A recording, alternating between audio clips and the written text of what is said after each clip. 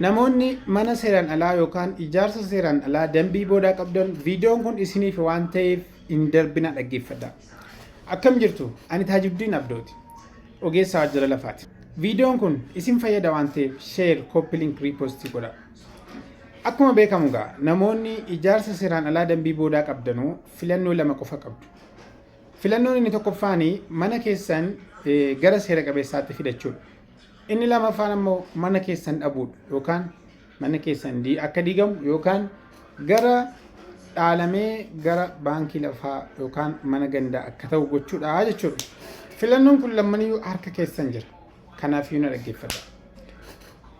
Dambiin 259 muraa 2018 kan jedhu guyyaa dambiin kun ba'e irraa kaasee hanga turtii waggaa tokko keessatti manni kamiyyuu gara seera qabeessaatti dhufuu qaba jechuudha. Itti aansee manni yeroo turtii waggaa tokko kana keessatti gara seera qabeessaatti hin dhufne bifa kamiiniyyuu seera qabeessa ta'uu hin danda'u. Manni sun diigameetu lafti sun gara baankii lafa mootummaatti galaa jedha. Yookiin ammoo mana sana diiguun yoo kan rakkisu ta'e yoo kan miidhaa diinagdee qaqqabsiisu ta'e manni sun achumatti abbaan qabeenyummaa isaa kan mootummaa ta'a jedhee sirriitti tumee jira jechuudha. Kanaafuu dambiin kun ba'uunsaa yoo xiqqaate ji'a 3 ol lakkoofsisee jira. Kana jechuun yeroon isin qabdan turtii ji'a 8 yookaan ji'a 8 walakkaa qofa qabdu jechuudha. Dhageessanii ji'a 8 walakkaa qofa qabdu jechuudha.